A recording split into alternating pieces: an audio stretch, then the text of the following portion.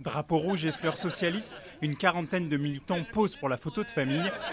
Ce matin-là, séjourné porte à porte à Manassas en Virginie, les socialistes démocrates d'Amérique ou DSA sont venus soutenir Lee Carter, l'un des leurs qui se présente à une élection locale sous l'étiquette démocrate. Au niveau national, leur figure de proue était Bernie Sanders. Oh, je ne suis vraiment pas l'une de ces personnes toujours en colère chez elle, se disant que Bernie aurait dû gagner. Maintenant, je pense qu'il est le meilleur candidat pour 2020. Et je pense que le soutien à Bernie Sanders pousse d'autres politiques plus à gauche, ce qui est vraiment quelque chose de positif, selon moi. Être socialiste aux États-Unis ne fait plus rougir. Ce mouvement qui existe depuis les années 80 a vu ses effectifs multipliés par près de 5 depuis la campagne de Bernie Sanders et la victoire de Donald Trump, passant de 6 500 à plus de 30 000 militants, une goutte d'eau par rapport aux plus de 300 millions d'Américains. Mais ce mouvement veut compter dans le paysage politique. Les socialistes démocrates disent « Nous avons une réponse pour ça.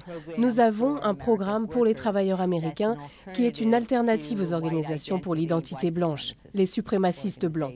C'est une alternative au programme de Bannon, celui de faire exploser le système, et c'est une alternative à Donald Trump. » Fin octobre, c'était aussi la première convention locale du mouvement à Washington, avec une centaine de personnes présentes et beaucoup de jeunes.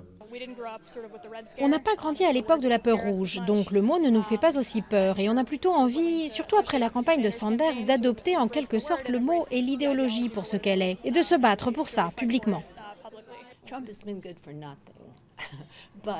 Trump n'a été bon pour rien du tout.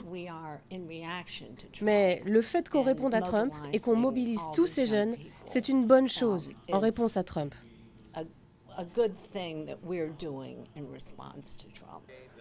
Si le mot socialisme ne semble plus tabou, il reste clairement une arme politique pour ses opposants.